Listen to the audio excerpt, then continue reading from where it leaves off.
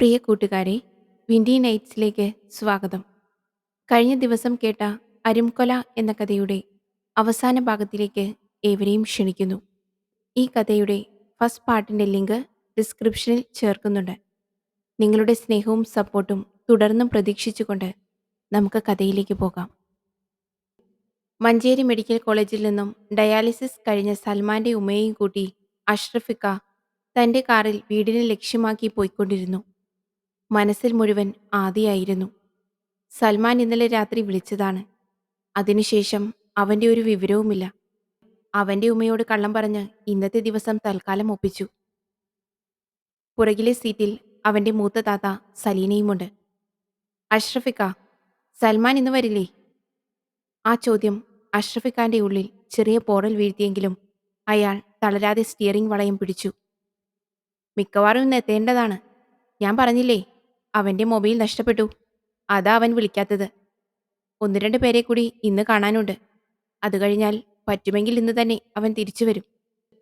ഇടവിട്ട് പെയ്യുന്ന ചാറ്റൽ മഴയിൽ നനഞ്ഞുകുതിർന്ന ഗ്രാമങ്ങളെ കടന്ന് റോഡിലൂടെ ഒലിച്ചുവരുന്ന ചെളിവെള്ളത്തെ വശങ്ങളിലേക്ക് തെറിപ്പിച്ചുകൊണ്ട് ആ വാഹനം പതിയെ മുന്നോട്ട് പോയിക്കൊണ്ടിരുന്നു. സെലീനായ്ക്ക് പക്ഷേ എന്തൊക്കെയോ സംശയങ്ങളുണ്ടായിരുന്നു. എന്തായാലും സൽമാൻ തന്നെ വിളിക്കാതിരിക്കില്ല. സെലീനാക്ക് പക്ഷേ എന്തൊക്കെയോ സംശയങ്ങളുണ്ടായിരുന്നു. ഉച്ചയായപ്പോഴത്തേക്ക് ചാത്തന്നൂരിലെ സ്വവസതിയിലെത്തിയ അവർ ഉമ്മാനെ താങ്ങിപ്പിടിച്ച് അകത്തു കൊണ്ടുപോയി കിടത്തി. സലീന അഷ്റഫിക്കാന്റെ മുഖത്തേക്ക് ഇടയ്ക്കിടെ നോക്കുന്നുണ്ടായിരുന്നു. അയാളുടെ പെരുമാറ്റത്തിൽ എന്തൊക്കെയോ ഒരു മാറ്റം. മുഖത്ത് എന്തൊക്കെയോ പരിഭ്രാന്തിയുടെ ലക്ഷണങ്ങൾ കാണാമായിരുന്നു. അദ്ദേഹം തങ്ങളിൽ നിന്ന് എന്തൊക്കെയോ മറച്ചുവെക്കാൻ പാടുപെടുന്ന പോലെ സെലീനയ്ക്ക് തോന്നി. പതിവിന് വിപരീതമായി ഒരു ചായ പോലും കുടിക്കാൻ നിൽക്കാതെ അഷ്റഫിക്ക ധൃതിയിൽ ആ വീട് വിട്ടിറങ്ങി. സലീന ആ മനുഷ്യനെ തന്നെ നോക്കിക്കൊണ്ട് പുറത്തിരുന്നു. ശക്തി പ്രാപിച്ച മഴയിൽ വീടിന്റെ ഓടിനിടയിലൂടെ വെള്ളച്ചാട്ടം പോലെ മുറ്റത്തേക്ക് ഒലിച്ചിറങ്ങുന്ന വെള്ളം ചെറുചാലുകളായി മുറ്റത്തു നിന്ന് റോഡിലേക്ക് ഒഴുകിപ്പോകുന്ന കാഴ്ചയിൽ പൂർവ്വകാല ചിന്തകളും സൽമാനെക്കുറിച്ചുള്ള ആദിയും സലീനാന്റെ മനസ്സിലേക്ക് ഓടിയെത്തി. ഉമ്മാന്റെ വിളി കേട്ട് സലീന പതുക്കെ എഴുന്നേറ്റു. എന്താണുമ്മ? സൽമാൻ വിളിക്കാണെങ്കിൽ ഫോണൊന്ന് എനിക്ക് തരണേ. എനിക്കവനോട് കുറച്ച് പറയാനുണ്ട്. ഒരു ഉത്തരവാദിത്വവുമില്ല അവന്. ഇവിടെ കുറച്ച് പെണ്ണുങ്ങൾ മാത്രമേ ഉള്ളൂ എന്ന് അവനറിയാലോ. എന്നിട്ടും ഇവനിങ്ങനെ തെണ്ടി നടക്ക. സലീന കണ്ണു തുടച്ചു. അഷ്റഫിക്ക പറഞ്ഞത് കേട്ടില്ലേ ഉമ്മ? അവൻ അഷ്റഫിക്കാന്റെ എന്തോ ഇടപാടിന് പോയതാ, അല്ലാതെ കളിച്ചു നടക്കാനല്ല. ഇനി അവൻ രാത്രി ഞാൻ ഉറങ്ങിയിട്ട് വരുന്നതെങ്കിൽ എന്നെ വിളിക്കണം. മോള് പോയി ഉമ്മാക്ക് ഒരു ഗ്ലാസ് വെള്ളം കൊണ്ടുവാ. കാർമേഘം കരിമ്പടം പോലെ മൂടിയ ആകാശത്തിൽ നിന്ന് ശക്തിയോടെ മണ്ണിൽ പതിക്കുന്ന മഴത്തുള്ളികളുടെ ശബ്ദം ആ വീടിന്റെ അകത്തളങ്ങളിൽ പ്രതിധ്വനിയുണ്ടാക്കി. ജനവാതിൽ തുളച്ച് ഉള്ളിലേക്ക് വരുന്ന തണുത്ത കാറ്റിന്റെ തലോടൽ ആ കുടുംബത്തിലേക്ക് ചെറിയ ആശ്വാസത്തിന്റെ തൂവൽ സ്പർശമേകിയെങ്കിലും സലീനാന്റെ മനസ്സ് അസ്വസ്ഥമായിരുന്നു. ചിന്തകളിൽ ആണ്ടുപോയി സലീന. എവിടേക്കാണ് ഈ ഓട്ടം? സൽമാൻ അറിയില്ല. ലക്ഷ്യമില്ലാതെ എങ്ങോട്ടെന്നില്ലാതെ യാത്ര ചെയ്ത് സുൽത്താൻ ബത്തേരിയിലെത്തിയ സൽമാന് എങ്ങോട്ട് പോകണമെന്ന് ഒരു നിശ്ചയവുമുണ്ടായിരുന്നില്ല. 2 കൊലപാതകങ്ങൾ, രണ്ടിനും തെളിവുകളെല്ലാം തനിക്കെതിരെ തിരിഞ്ഞിരിക്കുന്നു. ഈ സാഹചര്യത്തിൽ വീട്ടിലേക്ക് പോകുന്നതും അവിടെ നിന്ന് ഉമ്മയുടെയും പെങ്ങന്മാരുടെയും സനമോളുടെയും മുന്നിൽ നിന്ന് തന്നെ പോലീസ് അറസ്റ്റ് ചെയ്തു കൊണ്ടുപോകുന്നതും ആലോചിക്കുമ്പോൾ തന്നെ മനസ്സിന്റെ സമനില തെറ്റുന്നു. അവൻ ഭക്ഷണം കഴിച്ച് അടുത്തുള്ള ഫോൺ ബൂത്തിൽ നിന്ന് അഷ്റഫിക്കയെ വിളിച്ചു. ഇന്നലെ രാത്രി നടന്ന സംഭവം കൂടി പറഞ്ഞതോടെ അഷ്റഫിക്കാന്റെ നിയന്ത്രണം വിട്ടിരുന്നു. കുറച്ചു സമയം അയാൾ എന്ത് പറയണമെന്നറിയാതെ നിന്നു. മോനെ സൽമാനെ, നീ തൽക്കാലം എവിടെയെങ്കിലും ഒന്ന് മാറി നിൽക്ക്. ഇവിടെ നിന്റെ കുടുംബത്തിന്റെ കാര്യമൊക്കെ ഞാൻ നോക്കിക്കോളാം. പോലീസിന്റെ അന്വേഷണം ഏതു വഴിക്കാണെന്ന് ഞാനൊന്ന് നോക്കട്ടെ. നീ പേടിക്കണ്ട. പോലീസ് ഈ കേസിലെ യഥാർത്ഥ പ്രതികളെ പെട്ടെന്ന് തന്നെ പിടിക്കും. അതോടെ നിന്റെ നിരപരാധിത്വം വെളിവാകും. നിനക്ക് കർണാടകയിലോ തമിഴ്നാടോ അല്ലെങ്കിൽ കുറച്ച് ദൂരെ എവിടെയെങ്കിലും വല്ല കൂട്ടുകാരും ഉണ്ടോ? സൽമാൻ മെല്ലെ ആലോചിച്ചു. ഉണ്ട്. ഗുണ്ടല്ലൂരിനടുത്ത് നെല്ലേക്കോട്ട എന്ന സ്ഥലത്ത് എൻ്റെ ഒരു കൂട്ടുകാരനുണ്ട്, നിഖിൽ. അവനവിടെ ചില്ലറ ബിസിനസ്സൊക്കെ ആയിട്ട് കൂടിയതാ. ഞാൻ അവനെ ഒന്ന് വിളിച്ചു നോക്കാം. പറ്റുമെങ്കിൽ ഞാൻ ഇപ്പോൾ തന്നെ അങ്ങോട്ട് പോകും. ഈ പണം എൻ്റെ കയ്യിലിരിക്കുന്നത് കൊണ്ട് വല്ലാത്തൊരു ഭയം തോന്നുന്നു. ഉമ്മയെയും പെങ്ങന്മാരെയും വിളിച്ചാൽ എനിക്കവരോട് കളവ് പറഞ്ഞ് പിടിച്ചു നിൽക്കാൻ കഴിയില്ല. നിങ്ങളവരെ എന്തെങ്കിലും പറഞ്ഞ് നിർത്തണം. ഞാനേതായാലും അവനെ വിളിച്ചു നോക്കട്ടെ. എന്നാ സൽമാനെ, നീ പെട്ടെന്ന് പുറപ്പെട്ടോ. ഇനി വയനാട്ടിൽ അധിക സമയം നിൽക്കുന്നത് ബുദ്ധിയല്ല. ഇവിടുത്തെ കാര്യങ്ങളൊക്കെ ഞാൻ നോക്കിക്കോളാം. അഷ്റഫിക്ക ഫോൺ വെച്ചു. സൽമാൻ നിഖിലിനെ വിളിച്ചു. അവൻ സന്തോഷത്തോടെ സൽമാനെ സ്വാഗതം ചെയ്തു. സൽമാൻ പിന്നെ അമാന്തിച്ചു നിന്നില്ല. സ്റ്റാൻഡിൽ നിന്നും പുറപ്പെടാനൊരുങ്ങുന്ന ഗുണ്ടല്ലൂർ ബസ്സിൽ ചാടിക്കയറി. ബസ്സിൽ തിരക്ക് വളരെ കുറവായിരുന്നു. സീറ്റുകൾ പലതും കാലിയായി കിടക്കുന്നു. അതിലൊരു സീറ്റിൽ ഇരിപ്പുറപ്പിച്ചു. അരയിൽ സൂക്ഷിച്ചിരുന്ന പണം ഒന്നുകൂടി തപ്പിനോക്കി. അവിടെ തന്നെയുണ്ടെന്ന് ഉറപ്പുവരുത്തി. വയനാടിന്റെ ഗ്രാമങ്ങൾക്കെല്ലാം എന്തോ വന്യഭാവം കൈവന്നിരിക്കുന്നു. കാർമേഘം ചെറിയ ഇരുൾ പടർത്തിയ വയനാടൻ തെരുവുകളിലെ മണൽത്തരികൾ പൊട്ടിവീഴാനൊരുങ്ങുന്ന മഴത്തുള്ളികളെ കാത്തിരിക്കുന്നു. ഞരങ്ങലും മൂളലുമായി ബസ് റോഡിലൂടെ പതിയെ പോയിക്കൊണ്ടിരുന്നു. ഉത്തരം കിട്ടാത്ത ഒരു പറ്റം ചോദ്യങ്ങളുടെ ഭാണ്ഡക്കെട്ടും പേറി ബസ്സിന്റെ ജാലകത്തിലൂടെ പുറത്തേക്ക് വിദൂരതയിലേക്ക് കണ്ണും നട്ട് സൽമാൻ ഇരുന്നു. ഗ്രാമാന്തരങ്ങൾ താണ്ടി പതിയെ കാനനപാതയിലൂടെ നീങ്ങിയ ബസ്സിന് ഇരുവശവും കണ്ണഞ്ചിപ്പിക്കുന്ന കാഴ്ചകളുടെ മായാലോകമാണെങ്കിലും അതൊന്നും ആസ്വദിക്കാനുള്ള മാനസികാവസ്ഥയിലായിരുന്നില്ല അവൻ. ഏകദേശം ഒരു മണിക്കൂർ കൊണ്ട് നെല്ലിക്കോട്ടെത്തിയ സൽമാനെ ബസ് സ്റ്റോപ്പിൽ തന്നെ നിഖിൽ കാത്തുനിൽക്കുന്നുണ്ടായിരുന്നു. സൽമാൻ എത്തിയപാടെ ഓടിവന്ന് കെട്ടിപ്പിടിച്ച നിഖിൽ പക്ഷേ അവന്റെ മുഖത്തെ മ്ലാനത കണ്ട് അവനെ ആശ്വസിപ്പിക്കാൻ ശ്രമിച്ചു. നീ വാടാ, നമുക്കെല്ലാം ശരിയാക്കാം. ഇവിടെ എനിക്കൊരു എസ്റ്റേറ്റ് ഉണ്ട്. അതിനോട് ചേർന്ന് ഒരു ക്വാർട്ടേഴ്സും. അത് കഴിഞ്ഞാൽ കൊടും വനമാണ്. ആ ക്വാർട്ടേഴ്സിൽ ആകെ 2 ഫാമിലി മാത്രമാണ് താമസം. അവിടെ നിനക്ക് സുഖമായി കഴിയാം. ഒരാളും നിന്നെ അന്വേഷിച്ച് ഇവിടെ എത്താൻ സാധ്യതയില്ല. നീ ഫോൺ വിളിച്ചതിന് ശേഷം കൊലപാതക വാർത്ത ഞാൻ കണ്ടിരുന്നു. SI വൈശാഖാണ് കേസ് അന്വേഷിക്കുന്നത്. മിടുക്കനാ.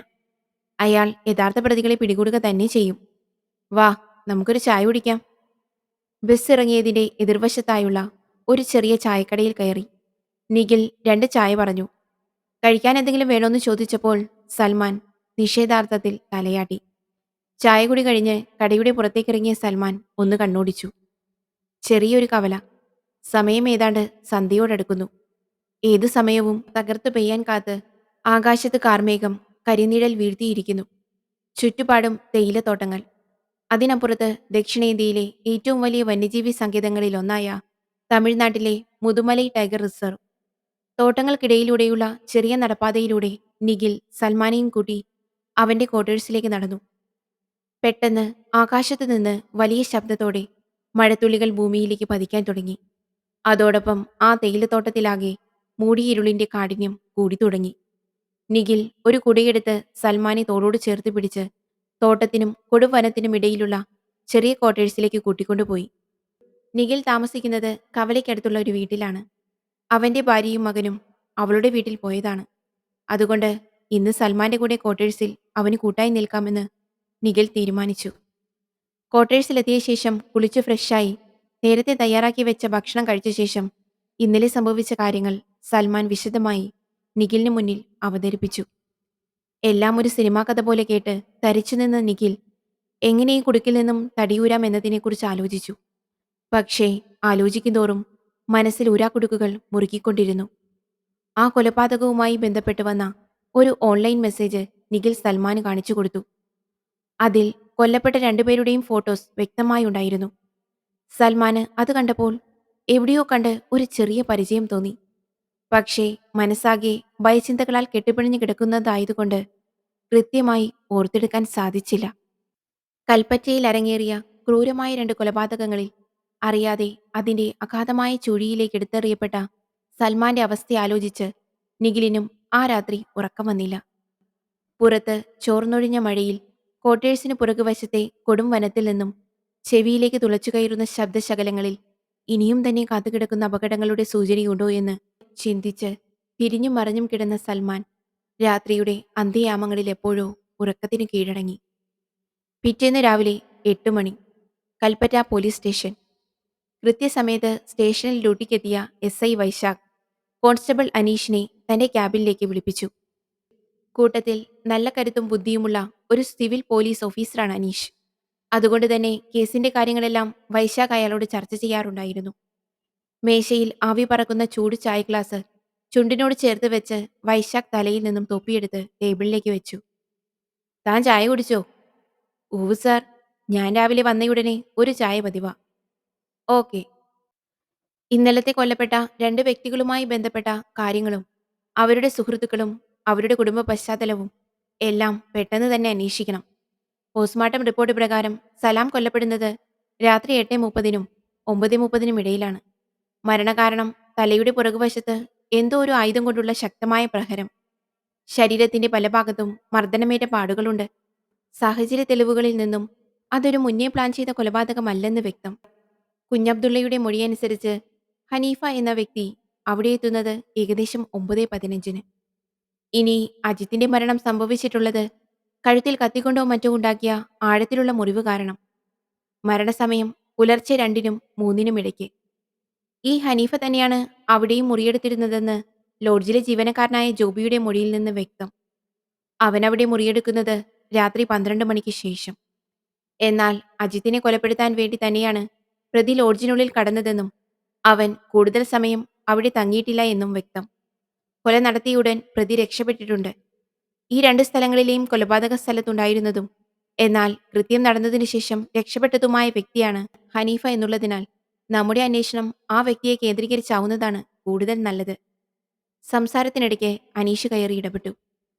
അങ്ങനെയാണെങ്കിൽ സർ, അയാളുടെ യഥാർത്ഥ പേര് ഹനീഫ എന്നാവാൻ സാധ്യതയില്ല. വൈശാഖ് ഒന്ന് ഇരുത്തി മൂളി. അനീഷ് പറഞ്ഞത് വളരെ ശരിയാണ്. അയാൾ ഒരിക്കലും യഥാർത്ഥ പേരിൽ ലോഡ്ജിൽ മുറിയെടുക്കില്ല. അങ്ങനെയാണെങ്കിൽ അയാളുടെ പേര് മറ്റെന്തോ ആണ്. കുഞ്ഞബ്ദുള്ളയുടെ ടോർച്ചാണ് ഹനീഫ താമസിച്ചിരുന്ന റൂമിൽ നിന്നും കണ്ടുകിട്ടിയത്. എന്നാൽ ഞാനാദ്യം ഊഹിച്ച പോലെ ആ ടോർച്ച് കൊണ്ടല്ല കൊലപാതകം നടത്തിയിട്ടുള്ളത്.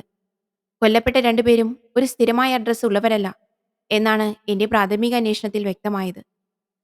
അനീഷ് താനിരുന്ന കസേരയുടെ കൈപ്പിടിയിൽ പിടിച്ച് ഒന്നുകൂടി മുന്നിലേക്ക് നീങ്ങിയിരുന്നു. സർ, കൊല്ലപ്പെട്ട 2 പേരുടെയും മൊബൈൽ ഫോണുകൾ കിട്ടിയിട്ടുണ്ട്. നമുക്കതിലേക്ക് അന്നേ ദിവസം വന്ന കോളുകൾ പരിശോധിച്ചാൽ കുറച്ചുകൂടി കാര്യങ്ങൾ വ്യക്തമാകുമെന്ന് തോന്നുന്നു. വൈശാഖ് അത് ശരിവച്ചു. തീർച്ചയായും. സൈബർ സെല്ലുമായി ബന്ധപ്പെട്ട് ഉടൻ തന്നെ അതുമായി ബന്ധപ്പെട്ട കാര്യങ്ങൾ ചെയ്യണം. അതിൽ നിന്ന് നമുക്ക് സുപ്രധാനമായ തുമ്പ് കിട്ടുമെന്ന് തന്നെയാണ് എന്റെ വിശ്വാസം. കാരണം സലാമിന്റെ കൊലപാതകം ഒരു തർക്കത്തിൽ നിന്ന് ഉണ്ടായതാണ്. കൊലപാതകത്തിന് മുമ്പ് കൊലപാതകിയും സലാമും കുറച്ചു സമയം ഇരുന്ന് സംസാരിച്ചിട്ടുണ്ടെന്ന് മുറിയിൽ കണ്ട ടേബിളിന്റെയും 2 കസേരകളുടെയും സ്ഥാനം കണ്ടാൽ മനസ്സിലാക്കാം. ആ ടേബിളിലിരുന്ന പേഴ്സ് സലാമിൻ്റെതാണ്. അതിൽ നിന്ന് പണമൊന്നും മോഷണം പോയിട്ടുമില്ല. അജിത്തിന്റെ തല പിടിച്ച് കൊലയാളി ഭിത്തിയിൽ ശക്തമായി ഇടിച്ചിട്ടുണ്ട്. തലയ്ക്ക് പുറകിലുള്ള മുറിവും ഭിത്തിയിൽ അയാളുടെ ഉയരത്തിൽ കണ്ട രക്തക്കറയും അതാണ് വ്യക്തമാക്കുന്നത്.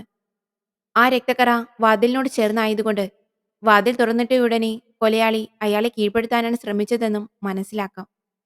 സംസാരത്തിനിടയ്ക്ക് മുറിയിലേക്ക് കോൺസ്റ്റബിൾ മോഹൻ കടന്നുവന്നു.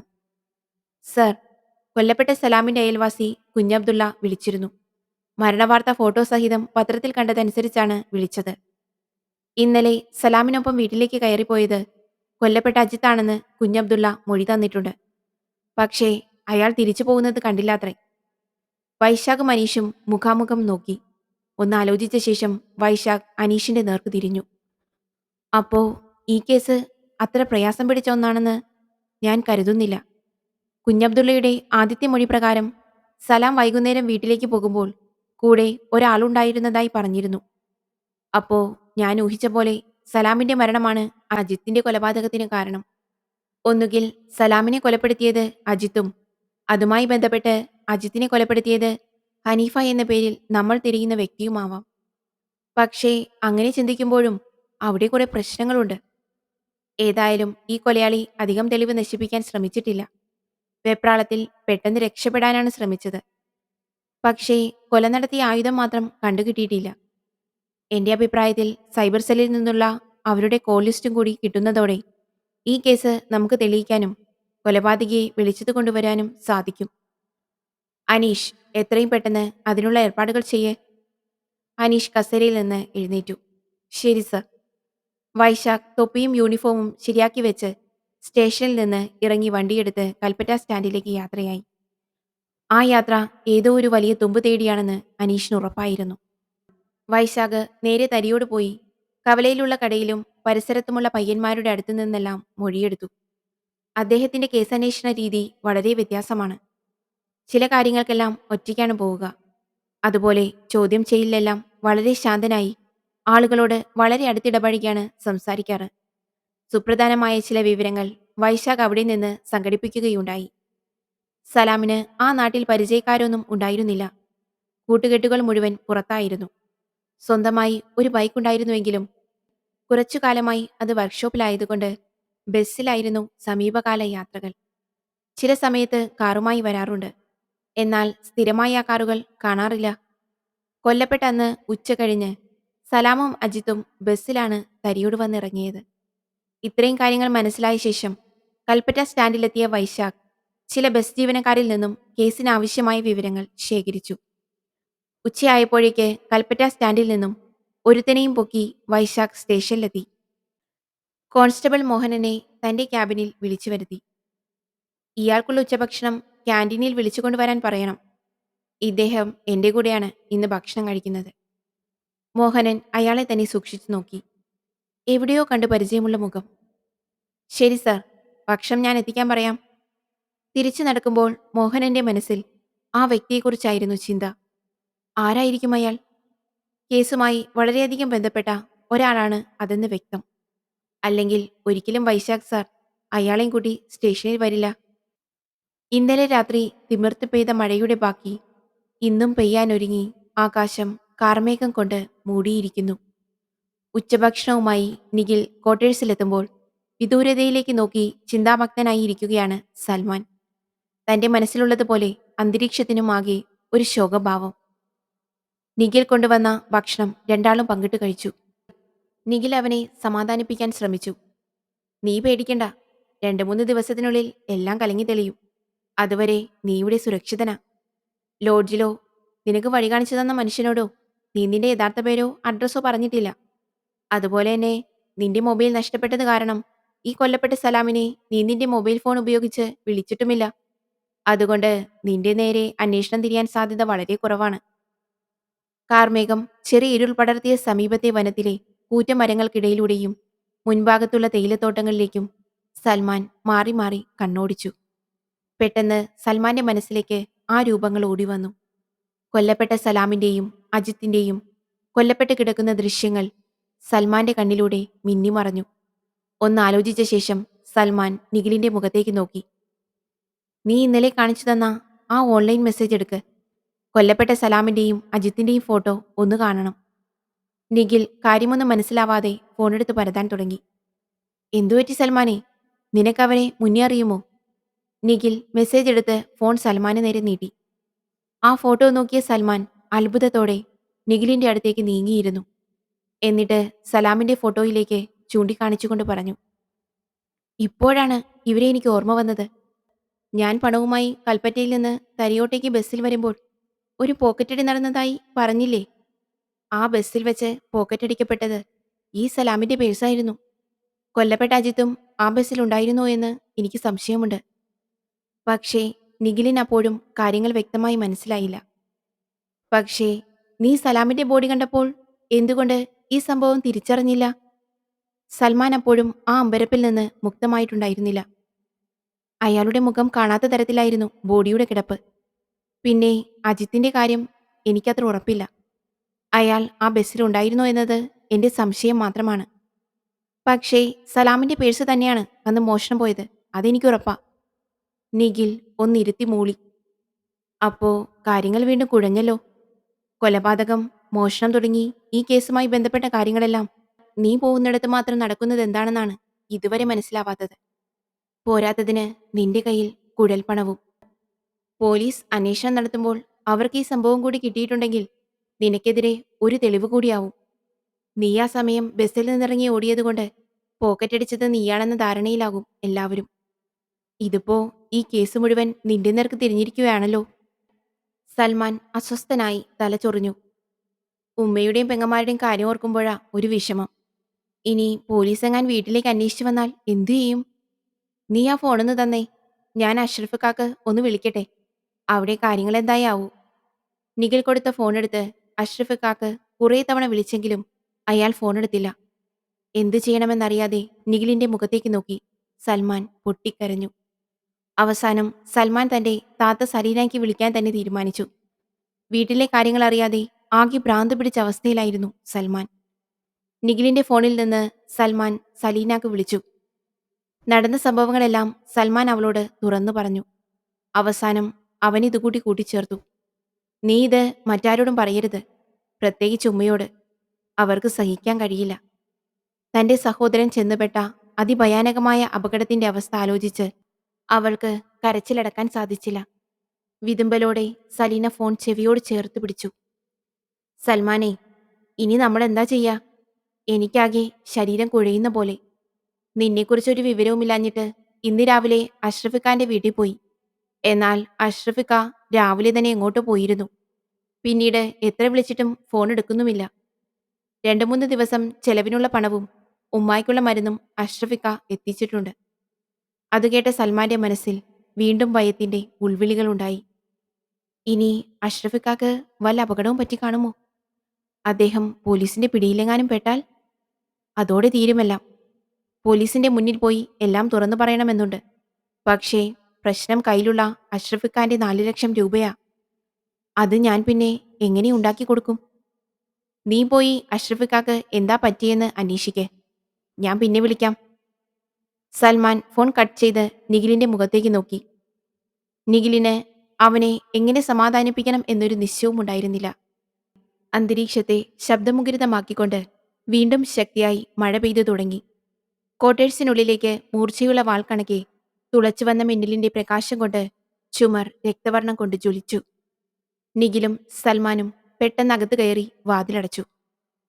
പിറ്റേ ദിവസം രാവിലെ കൽപ്പറ്റ പോലീസ് സ്റ്റേഷൻ. തലേന്ന് ഈ അന്വേഷണത്തിനു വേണ്ടി ഒരുപാട് ഓടിയതിന്റെ ക്ഷീണം വൈശാഖിനുണ്ടായിരുന്നുവെങ്കിലും മുഖത്ത് ആത്മവിശ്വാസത്തിന്റെ പ്രസരിപ്പുണ്ടായിരുന്നു.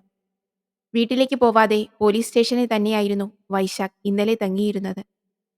വൈശാഖ് ഫയലുകളൊക്കെ ഒന്നുകൂടി പരിശോധിച്ചു. സൈബർ സെല്ലിൽ നിന്നുള്ള റിപ്പോർട്ട് അനുസരിച്ചായിരുന്നു ഇന്നലത്തെ അന്വേഷണം. അനീഷിനെ വിളിച്ച് ഒരു യാത്രയ്ക്ക് തയ്യാറാവാനുള്ള മുന്നറിയിപ്പ് കൊടുത്തു. നമ്മളിന്ന് മിക്കവാറും കൊലപാതകിയെ പിടിക്കും. അയാളുടെ ലൊക്കേഷൻ കൂടി കിട്ടിക്കഴിഞ്ഞാൽ നമുക്ക് പുറപ്പെടാം. കൂടുതൽ ഫോഴ്സിന്റെ ആവശ്യം വരില്ല. കോൺസ്റ്റബിൾ മോഹനെ കൂടി കൂട്ടാം. അനീഷിന് പക്ഷേ ഒന്നും മനസ്സിലായില്ല. വൈശാഖിന്റെ മുഖത്തേക്ക് അനീഷ് സംശയദൃഷ്ടിയോടെ നോക്കി. സർ, ഇത്ര പെട്ടെന്ന് നമ്മൾ ലക്ഷ്യത്തിലെത്തിയോ? എങ്ങനെയാണെന്ന് കൂടി വിശദീകരിച്ചാൽ.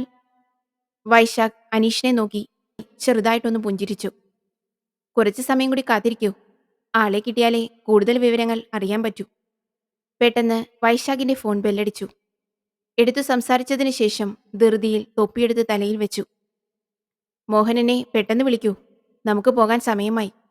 ഇന്നലെ ഞാൻ കസ്റ്റഡിയിലെടുത്ത സോമനെ കൂടി കൂട്ടിക്കോ. അനീഷ് പെട്ടെന്ന് തന്നെ എഴുന്നേറ്റ് വൈശാഖിനെ അനുഗമിച്ചു. സാർ, എങ്ങോട്ടാ? കുറച്ച് ദൂരമുണ്ട്. അവിടെ എത്താൻ ഒരു 2 മണിക്കൂർ പിടിക്കും. തമിഴ്നാട്ടിലെ ഗുണ്ടല്ലൂരിനടുത്തുള്ള നെല്ലിക്കോട്ട എന്ന സ്ഥലത്തേക്കാണ് നമ്മൾ പോകുന്നത്. നമ്മൾ അന്വേഷിക്കുന്ന ആൾ അവിടെയുണ്ട്. അനീഷിനൊന്നും മനസ്സിലായില്ലെങ്കിലും വൈശാഖിന്റെ കഴിവെന്താണെന്ന് അയാൾക്ക് കൃത്യമായി അറിയാമായിരുന്നു. കോൺസ്റ്റബിൾ മോഹനനെയും ഇന്നലെ സ്റ്റാൻഡിൽ വെച്ച് പിടികൂടിയ സോമനെയും കൊണ്ട് അനീഷ് SI വൈശാഖിന്റെ കൂടെ പോലീസ് വാഹനത്തിൽ കയറി യാത്രയായി. കൽപ്പറ്റ ടൗണിലെത്തിയപ്പോൾ വാഹനം സൈഡിൽ ഒതുക്കി നിർത്താൻ പറഞ്ഞു. വൈശാഖ് വണ്ടിയിൽ നിന്നും ഇറങ്ങി.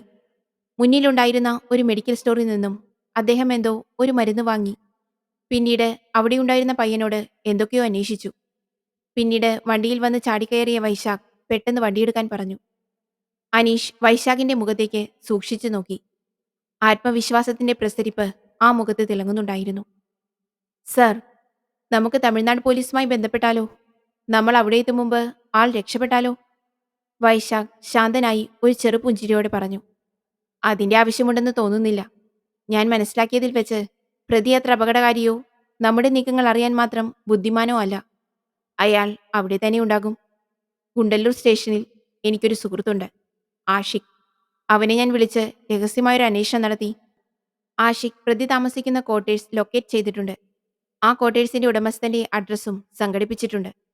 പൂർണ്ണമായി ഉറപ്പില്ലാത്തതുകൊണ്ടും പ്രതിക്ക് രക്ഷപ്പെടാൻ പഴുതുകൾ കൊടുക്കാതിരിക്കാൻ വേണ്ടിയുമാണ് അവരെ ഉൾപ്പെടുത്തി ഒരു അന്വേഷണം നടത്താത്തത്. അനീഷിനപ്പോഴും സംശയങ്ങൾ ഒരുപാട് ബാക്കിയായിരുന്നു. സർ, ഞാനാകെ കൺഫ്യൂഷനില്ല. ഈ 2 കൊലപാതകവും ചെയ്തത് ഒരാൾ തന്നെയാണോ? വൈശാഖ് അനീഷ് ഇരിക്കുന്ന സീറ്റിലേക്ക് മുഖം തിരിച്ചു.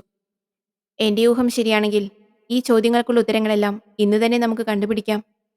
സലാമിന്റെ വീട്ടിൽ നിന്ന് കണ്ടുകിട്ടിയ പേഴ്സാണ് അയാളുടെ കൊലപാതകത്തിന് കാരണമെന്ന് വ്യക്തമായിട്ടുണ്ട്. അത് കൊല്ലപ്പെട്ട സലാമിന്റെ പേഴ്സ് തന്നെയായിരുന്നു. പക്ഷേ കൽപ്പറ്റയിൽ നിന്നും തരിയോട്ടേക്കുള്ള യാത്രാമധ്യേ ബസ്സിൽ വെച്ച് ആ പേഴ്സ് മോഷണം പോയി. പിന്നീട് അന്ന് രാത്രി തന്നെ മോഷ്ടിച്ച പേഴ്സുമായി പ്രതി സലാമിന്റെ വീട്ടിലെത്തുകയും ചെയ്തു. അതാണ് ഈ കേസിന്റെ ഏറ്റവും പ്രധാനപ്പെട്ട വഴിത്തിരിവ്. പണമൊന്നും നഷ്ടപ്പെടാത്ത നിലയ്ക്ക് അതിൽ പ്രതിക്ക് ആവശ്യമുള്ള എന്തോ ഒരു സാധനം ഉണ്ടായിരുന്നിരിക്കണം. ആ സാധനത്തിനു വേണ്ടിയാവാം അവർ തമ്മിൽ തർക്കമുണ്ടായത്. അവസാനം ആ തർക്കം കൊലപാതകത്തിലും കലാശിച്ചു. സലാമിന്റെ കൊലപാതകം തെളിയുന്നതോടെ അജിത്തിന്റെ കൊലപാതകവും അതോടൊപ്പം വ്യക്തമാകും. ഏതായാലും നെല്ലിക്കോട്ടെത്തുന്നതോടെ കൂടുതൽ കാര്യങ്ങൾ നമുക്ക് ബോധ്യമാവും. പിന്നീട് അനീഷ് ഒന്നും ചോദിക്കാൻ നിന്നില്ല. വൈശാഖിന്റെ മുഖത്തുള്ള തെളിച്ചം അദ്ദേഹത്തിന് പ്രതിയെക്കുറിച്ച് വ്യക്തമായ ധാരണ കിട്ടിയിട്ടുണ്ട് എന്നാണെങ്കിലും എന്തൊക്കെയോ അദ്ദേഹം ഞങ്ങളിൽ നിന്നും മറച്ചു വെച്ചിട്ടുണ്ട്. തങ്ങളുടെ കൂടെ യാത്ര ചെയ്യുന്ന, കഴിഞ്ഞ ദിവസം കസ്റ്റഡിയിലെടുത്ത സോമൻ ആരാണെന്ന് കൂടി ഇതുവരെ വൈശാഖ് പറഞ്ഞിട്ടില്ല. വൈശാഖിന്റെ കേസന്വേഷണ രീതി ഇങ്ങനെയൊക്കെ തന്നെയാണ് എന്നറിയാമെങ്കിലും അതിലൊരു ചെറിയ അമർഷം അനീഷിനുണ്ടായിരുന്നു. പ്രധാനപ്പെട്ട കാര്യങ്ങൾ അന്വേഷിക്കാൻ ഒറ്റയ്ക്ക് പോവുകയും എല്ലാം കണ്ടുപിടിച്ചതിനു ശേഷം മറ്റുള്ളവരെ പരിഹാസ്യരാക്കി കാര്യങ്ങൾ വിശദീകരിച്ച് അതിൽ ആനന്ദം കൊള്ളുകയും ചെയ്യുന്ന ഈ രീതി ചിലപ്പോൾ ചെറുപ്പത്തിന്റെ ആവേശം കൊണ്ടോ അല്ലെങ്കിൽ മറ്റു പ്രശസ്തരായ കുറ്റാന്വേഷകരെ റോൾ മോഡലാക്കി ചെയ്യുന്നതോ ആവാം. വാഹനം വയനാടിന്റെ മടിത്തട്ടിലൂടെ നഗരങ്ങളും ഗ്രാമങ്ങളും താണ്ടി അതിവേഗം കുതിച്ചു. മഴ ഇടവിട്ടിടവിട്ട് പെയ്തുകൊണ്ടിരുന്നു. SI വൈശാഖും സംഘവും നെല്ലിക്കോട്ടെത്തുമ്പോൾ സമയം ഉച്ചയ്ക്ക് 1 മണി. അവിടെ വാഹനം സൈഡാക്കി നിർത്തിയതിനു ശേഷം വൈശാഖും അജിത്തും ഇറങ്ങി. മോഹനെ സോമന്റെ കൂടെ നിർത്തിയതിനു ശേഷം വൈശാഖ് ചുറ്റുപാടും കണ്ണോടിച്ചു.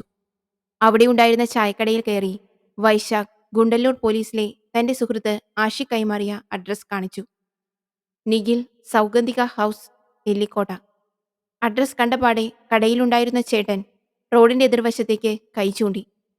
ആ കാണുന്ന ഇടവഴിയിലേക്ക് ഇറങ്ങിയാൽ വലതുവശത്ത് കാണുന്ന ആദ്യത്തെ വീട്. വൈശാഖ് അയാൾ ചൂണ്ടിയ ദിശയിലേക്ക് കണ്ണോടിച്ചു. ആൾക്ക് ഇവിടെ ഒരു ക്വാർട്ടേഴ്സ് ഉണ്ടോ? ആൾ എവിടേക്ക് കാണും? അയാൾ സംശയദൃഷ്ടിയോടെ വൈശാഖിനെയും പോലീസ് വണ്ടിയെയും മാറി മാറി നോക്കി. നിഖിൽ ഇപ്പോൾ ഇവിടെ നിന്ന് പോയതേയുള്ളൂ. അയാൾക്കിവിടെ ഒരു ക്വാർട്ടേഴ്സ് ഉണ്ട്. വീട്ടിലോ അല്ലെങ്കിൽ ക്വാർട്ടേഴ്സിലോ കാണണം. ആ ഇടവഴിയിലൂടെ നേരെ പോയാൽ ഒരു തോട്ടം കാണാം. അതിന്റെ അവസാനത്തിലാണ് ഈ ക്വാർട്ടേഴ്സ്. അത് കഴിഞ്ഞാൽ പിന്നെ വീടുകളൊന്നുമില്ല. കണ്ടുപിടിക്കാൻ എളുപ്പമാണ്. എന്താ സാർ പ്രശ്നം? വൈശാഖ് അയാളുടെ മുഖത്ത് നോക്കി ചിരിച്ചു. പ്രശ്നമൊന്നുമില്ല. ഒരു കേസിന്റെ കാര്യത്തിന് ആളോടൊന്ന് സംസാരിക്കാൻ വന്നതാ. വളരെ നന്ദി. വൈശാഖ് അനീഷിനെയും സോമനെയും കൂട്ടി അയാൾ കാണിച്ച ഇടവഴിയിലൂടെ നടന്നു. മോഹനനെ വണ്ടിയുടെ അടുത്ത് കാവൽ നിർത്തി കുറച്ച് മുന്നോട്ട് പോയപ്പോഴേക്കും വലതുവശത്ത് നിഖിലിന്റെ വീട് കണ്ടു. ഈ സമയം സൽമാൻ ക്വാർട്ടേഴ്സിനുള്ളിൽ ഒരു കുളി കഴിഞ്ഞ് നിഖിലിനെയും കാത്തിരിക്കുകയായിരുന്നു. അവൻ ഭക്ഷണവുമായി വരാമെന്ന് പറഞ്ഞു പോയതാ. ഇനി എത്ര ദിവസമെന്ന് വെച്ചാ അവനെ ഇങ്ങനെ ബുദ്ധിമുട്ടിക്കുന്നത്? ഇന്ന് നിഖിലിന്റെ ഫാമിലി തിരിച്ചെത്തും. പിന്നെ താനീ ക്വാർട്ടേഴ്സിനുള്ളിൽ ഒറ്റയ്ക്ക് കഴിയണം. ഒറ്റയ്ക്ക് താമസിക്കാൻ മുൻപൊന്നുമില്ലാത്ത വിധം ഒരു ഭയം സൽമാന്റെ മനസ്സിനെ കീഴടക്കിയിരുന്നു. ഈ കേസ് അന്വേഷണം തന്റെ നേർക്കാണ് വരുന്നതെങ്കിൽ ഈ കൊലപാതകവും മോഷണവും കുഴൽപ്പണവും അടക്കം എല്ലാ കേസുകളുടെയും ശിക്ഷയായി എത്ര നാൾ അകത്ത് കിടക്കേണ്ടി വരും? ആ സമയം തന്റെ കുടുംബം തെരുവിലേക്ക് ഇറങ്ങേണ്ടി വരും. സൽമാന്റെ മനസ്സ് ഇത്തരം കാര്യങ്ങളെല്ലാം ആലോചിച്ച് ആകെ അസ്വസ്ഥമായിരുന്നു. പറ്റുമെങ്കിൽ അഷ്റഫിക്കായി വിളിച്ച് ഉടൻ തന്നെ വേറൊരു സ്ഥലം സംഘടിപ്പിച്ച് അങ്ങോട്ട് മാറണം. ഇനി താനെങ്ങാൻ പിടിക്കപ്പെട്ടാൽ തന്നെ സംരക്ഷിച്ചതിന് ഒരു തെറ്റും ചെയ്യാത്ത നിഖിലിനും ചിലപ്പോൾ ശിക്ഷ ലഭിക്കും. വെറുതെ എന്തിനാ അവനിതിലേക്ക് വലിച്ചിഴക്കുന്നത്? പക്ഷേ അഷ്റഫിക്കായി വിളിച്ചിട്ട് കിട്ടുന്നില്ലല്ലോ. ഏതായാലും അവൻ വരട്ടെ. എന്നിട്ട് നിഖിലിനോടും കൂടി ആലോചിച്ച് തീരുമാനിക്കാം. സൽമാൻ നിഖിലിനെ കാത്ത് ജനവാതിലിലൂടെ പുറത്തേക്ക് നോക്കിയിരുന്നു. ദൂരെ നിന്ന് നിഖിൽ നടന്നു വരുന്നത് കണ്ടപ്പോൾ ആശ്വാസമായി. എന്നാൽ പെട്ടെന്നാണ് ആ കാഴ്ച സൽമാനെ ഞെട്ടിച്ചത്. വരുന്നത് നിഖിൽ മാത്രമല്ല, കൂടെ 2 പോലീസുകാരും മറ്റേതോ ഒരു മനുഷ്യനും. സൽമാന്റെ കൈകാലുകൾ ഭയന്നു വിറയ്ക്കാൻ തുടങ്ങി. എന്തു ചെയ്യണമെന്ന് ഒരു ധാരണയും കിട്ടുന്നില്ല. പോലീസ് തന്നെ കണ്ടുപിടിച്ചിരിക്കുന്നു. രക്ഷപ്പെടാൻ ഒരു മാർഗവുമില്ല. അവർ തേയിലത്തോട്ടത്തിന്റെ ഇടയിലൂടെയുള്ള നടവഴിയിലൂടെ അതിവേഗം ക്വാർട്ടേഴ്സ് ലക്ഷ്യമാക്കി നടന്നുവരുന്നു. എന്തു ചെയ്യണമെന്ന് ഒരെത്തും പിടിയും കിട്ടുന്നില്ല. ഒരു നിമിഷം സൽമാൻ തന്റെ കുടുംബത്തെക്കുറിച്ച് ആലോചിച്ചു. രക്ഷപ്പെട്ടേ പറ്റൂ. ഇല്ലെങ്കിൽ അഷ്റഫ് ഖാന്റെ 4 ലക്ഷം രൂപയും ഇതോടൊപ്പം നഷ്ടപ്പെടും. ചിന്തിക്കാൻ സമയമില്ല. പെട്ടെന്ന് ഓടിച്ചെന്ന് അലമാരയിലിരിക്കുന്ന 4 ലക്ഷം രൂപയെടുത്ത് അരയിലെടുത്ത് വെച്ച് വീടിന്റെ അടുക്കള ഭാഗത്തേക്ക് ഓടി. പുറകുവശം തമിഴ്നാട്ടിലും കേരളത്തിലും കർണാടകയുമായി എത്രയോ ചതുരശ്ര കിലോമീറ്റർ പരന്നു കിടക്കുന്ന കൊടും വനമാണ്. വന്യജീവികൾ തോട്ടത്തിലേക്കും ജനവാസ കേന്ദ്രത്തിലേക്കും ഇറങ്ങാതിരിക്കാൻ വൈദ്യുതി വേലി കെട്ടി തിരിച്ചിട്ടുമുണ്ട്. ഉള്ളിൽ നല്ല ഭയമുണ്ടായിരുന്നുവെങ്കിലും വേറെ മാർഗമൊന്നുമില്ലാത്തതുകൊണ്ട് ആ വേലിക്കിടയിലൂടെ ഊർന്നിറങ്ങി പെട്ടെന്ന് തന്നെ വനത്തിലകത്തേക്ക് പ്രവേശിച്ചു. പോലീസ് മുൻവശത്തേക്ക് എത്തുമ്പോഴേക്ക് സൽമാൻ മുതുമലൈ വനമേഖലയിലേക്ക് പ്രവേശിച്ചു കഴിഞ്ഞിരുന്നു. ഈ ഓട്ടം തന്നെ സ്ഥിരമായി രക്ഷപ്പെടുത്തുമെന്നോ വന്യജീവികളുടെ സ്വൈര്യവിഹാര കേന്ദ്രമായ വനമേഖലയിൽ പ്രവേശിക്കുന്നത് കൂടുതൽ അപകടമുണ്ടാക്കുമെന്നോ ഒന്നും സൽമാൻ ചിന്തിച്ചില്ല. തോളോട് ഉയരത്തിൽ വളർന്നു നിൽക്കുന്ന കുറ്റിച്ചെടികളെ വകഞ്ഞുമാറ്റി കൂറ്റൻ മരങ്ങൾക്കിടയിലൂടെ ദക്ഷിണേന്ത്യയിലെ ഏറ്റവും വലിയ വനമേഖലയിലേക്ക് മറ്റൊന്നും ചിന്തിക്കാതെ സൽമാൻ ഓടിമറഞ്ഞു. പെട്ടെന്ന് മനസാന്നിധ്യം വീണ്ടെടുത്ത സൽമാൻ ഒന്നു നിന്നു. താൻ രക്ഷപ്പെട്ടാൽ തന്നെ സംരക്ഷിച്ചതിന് മിക്കവാറും നിഖിലിന്റെ പേരിൽ കേസ് വരും. വെറുതെ ആ പാവത്തിനെ കൂടി തന്നെ സഹായിച്ചതിന്റെ പേരിൽ ദുരിതം അനുഭവിപ്പിക്കണോ? അതുണ്ടാവാൻ പാടില്ല. താനേതായാലും പെട്ടു. ഇനി കീഴടങ്ങുകയല്ലാതെ മറ്റു മാർഗമില്ല. സൽമാൻ തിരിഞ്ഞു നടന്നു.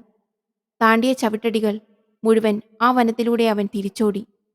വനാതിർത്തിയിൽ സ്ഥാപിച്ച വൈദ്യുതി വേലി ചാടിക്കടന്ന് തന്നെ തിരഞ്ഞ് വനത്തിലേക്ക് പ്രവേശിക്കാനൊരുങ്ങുന്ന നിഖിലിനെ സൽമാൻ ദൂരെ നിന്ന് കൈകൊട്ടി വിളിച്ചു. ആകെ പരിഭ്രമത്തിലായിരുന്ന നിഖിൽ സൽമാനെ കണ്ടതും ഓടിവന്ന് കെട്ടിപ്പിടിച്ചു. എടാ, നീ രക്ഷപ്പെട്ടു. യഥാർത്ഥ പ്രതിയെ പോലീസ് പിടിച്ചു. സൽമാൻ ഒന്നും മനസ്സിലാവാതെ അത്ഭുതത്തോടെ അവന്റെ മുഖത്തേക്ക് നോക്കി. നിഖിൽ അവനെയും കൂട്ടി ക്വാർട്ടേഴ്സിലേക്ക് നടന്നു. നീ വാ, പറയാം. ആരതി. മുഖത്ത് കഷ്ടപ്പാടിന്റെ കരുവാളിച്ച പാടുകൾ ഉണ്ടായിരുന്നുവെങ്കിലും വട്ടമുഖത്തോടു കൂടിയ ഒരു കൊച്ചു സുന്ദരിയായിരുന്നു അവൾ. അമ്മ നേരത്തെ മരിച്ച ആരതിക്ക് നിത്യരോഗിയായി കിടപ്പിലായ അച്ഛൻ കൃഷ്ണൻകുട്ടി മാത്രമേ ഉണ്ടായിരുന്നുള്ളൂ. കൽപ്പറ്റ ഫിദ മെഡിക്കൽ ക്ലിനിക്കിൽ ജോലി ചെയ്താണ് അവൾ അച്ഛനെ ശുശ്രൂഷിച്ചിരുന്നത്. അവൾ മുടങ്ങാതെ ജോലിക്ക് പോകുന്നത് കൊണ്ട് പട്ടിണിയില്ലാതെ ആ ചെറിയ കുടുംബം ദിവസങ്ങൾ തള്ളി നീക്കി. കൃഷ്ണൻകുട്ടിക്ക് തന്റെ മകളുടെ കാര്യം ആലോചിച്ചാൽ തീരാത്ത ദുഃഖമായിരുന്നു.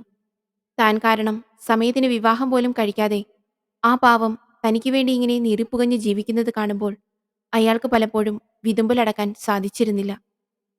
ആരതി ജോലിക്ക് പോകുമ്പോൾ അയൽവാസി തങ്ങേലിയമ്മ ഇടയ്ക്കിടെ അവളുടെ വീട്ടിൽ അച്ഛനെ നോക്കാനും ഭക്ഷണമെടുത്തു കൊടുക്കാനും വരുമായിരുന്നു. അവരുടെ ധൈര്യത്തിലാണ് ആരതി ജോലിക്ക് പോകാറ്. ഫിദ ക്ലിനിക്കിനോട് ചേർന്ന് തന്നെ ഫിദ മെഡിക്കൽ സ്റ്റോറുമുണ്ട്. അവിടുത്തെ സ്റ്റാഫ് ഭക്ഷണം കഴിക്കാൻ പോകുമ്പോൾ ആരതിയാണ് മരുന്നുകളെടുത്ത് കൊടുക്കാൻ നിൽക്കാറ്. ഒരിക്കൽ മരുന്ന് വാങ്ങാൻ വന്നപ്പോഴാണ് അജിത് ആരതിയെ ശ്രദ്ധിക്കുന്നത്. പിന്നീട് പലപ്പോഴായി അജിത് ആ സമയം നോക്കി ഫിദ മെഡിക്കൽ സ്റ്റോറിൽ കയറിയിറങ്ങി പല മരുന്നുകൾ വാങ്ങിക്കുകയുണ്ടായി. ഒരു ദിവസം ആരതിയോട് തന്റെ ഇഷ്ടം അജിത് തുറന്നു പറഞ്ഞെങ്കിലും ആ യുവതി അത് നിരസിച്ചു. ഒരു പ്രണയത്തിന് പറ്റിയ ജീവിത സാഹചര്യമല്ല തനിക്കുള്ളതെന്ന് അവൾക്ക് വ്യക്തമായ ബോധമുണ്ടായിരുന്നു. ആരതിക്ക് പ്രണയാഭ്യർത്ഥന ഒരു പുതിയ അറിവല്ല. ഇതിനു മുമ്പും തന്നെ സമീപിച്ച പല ആളുകളെയും അവൾ പറഞ്ഞു മനസ്സിലാക്കിയിരുന്നു. ഒരുപാട് തവണ അജിത്ത് പ്രണയാഭ്യർത്ഥനയുമായി പുറകെ നടന്നപ്പോൾ മനസ്സില്ലാ മനസ്സോടെ തന്റെ ജീവിത സാഹചര്യങ്ങളെല്ലാം ആരതി അയാളെ പറഞ്ഞ് മനസ്സിലാക്കി. എന്നാൽ അവളോടുകൂടെ അവളുടെ അച്ഛനെയും ഏറ്റെടുക്കാൻ അജിത്ത് തയ്യാറായിരുന്നു. ആദ്യമായാണ് ആരതിക്ക് ഇങ്ങനെ ഒരനുഭവം. തന്നെയും തന്റെ അച്ഛനെയും ഏറ്റെടുക്കാൻ തയ്യാറായ അജിത്തിനോട് പതുക്കെ അവൾക്കൊരിഷ്ടം തോന്നിത്തുടങ്ങി. മനസ്സിൽ തളിരിട്ട പ്രണയത്തിന്റെ വിത്തുകൾ അവളിൽ മാറ്റങ്ങളുണ്ടാക്കി. മുഖത്തിന് പണ്ടെങ്ങുമില്ലാത്ത പ്രസരിപ്പോടെ ജോലിക്ക് പോയി തുടങ്ങിയ അവളുടെ കരിവാളിച്ച മുഖം മെല്ലെ സൂര്യകാന്തി പൂ പോലെ ജ്വലിക്കാൻ തുടങ്ങി. അജിത്ത് മെഡിക്കൽ സ്റ്റോറിലെ സ്ഥിരം സന്ദർശകനായി. അതിനിടെ ഒരു ദിവസം മെഡിക്കൽ സ്റ്റോറിലെത്തിയ അജിത്ത് വീട്ടിൽ വന്ന് അച്ഛനെ കണ്ട് അനുവാദം ചോദിക്കട്ടെ എന്ന് ആരതിയോട് ചോദിച്ചപ്പോൾ അവൾ പൂർണ്ണ മനസ്സോടെ സമ്മതിച്ചു. അതുവരെ അച്ഛനോട് അവൾ ഈ കാര്യമൊന്നും പറഞ്ഞിരുന്നില്ല. അത് അജിത്ത് തന്നെ സംസാരിക്കട്ടെ എന്ന നിലപാടിലായിരുന്നു അവൾ. താൻ മനസ്സിൽ വിചാരിച്ച അതേ നീക്കം അജിത്തിന്റെ ഭാഗത്തുനിന്ന് ഉണ്ടായതിനാൽ ആരതി അന്ന് പതിവില്ലാത്ത വിധം സന്തോഷത്തിലായിരുന്നു. ഉച്ചയ്ക്ക് മുമ്പേ ലീവെടുത്ത് വീട്ടിൽ പോവാൻ അവൾ ക്ലിനിക്കിൽ നിന്ന് സമ്മതം വാങ്ങി. താൻ ഇതുവരെ സ്വപ്നം കാണാത്ത ഒരു ദാമ്പത്യ ജീവിതവും കുടുംബജീവിതവും തന്റെ ജീവിതത്തിലേക്ക് പതിയെ കടന്നു വരാൻ പോകുന്ന വസന്തകാലവുമെല്ലാം ചിന്തിച്ച് ജോലി സമയം ആരതി എങ്ങനെയോ തള്ളി നീക്കി. അങ്ങനെ അന്നുച്ചയ്ക്ക് മുൻപേ അജിത് കാറുമായി എത്തി. വളരെ ആവേശത്തോടെ അയാളുടെ കാറിൽ കയറിയ ആരതിക്ക് അന്ന് സ്വപ്ന സാഫല്യത്തിന്റെ ദിവസങ്ങളായിരുന്നു. ഇതറിയുമ്പോൾ അച്ഛൻ ഒരുപാട് സന്തോഷിക്കും. തങ്ങളുടെ ജീവിതത്തിലെ ദുരിതങ്ങൾ എല്ലാം മാറാൻ പോകുന്നു. ആരതി പ്രണയഭാവത്തോടെ തന്റെ കാമുകന്റെ മുഖത്തേക്ക് നോക്കി. കട്ടിമീശക്കാരനായ ഒരു സുന്ദരൻ, തന്റെ സ്വപ്നങ്ങളിലെ രാജകുമാരൻ. അജിത് ഡ്രൈവിംഗിനിടെ ഒരു ചെറു പുഞ്ചിരിയോടെ അവളുടെ മുഖത്തേക്ക് നോക്കി.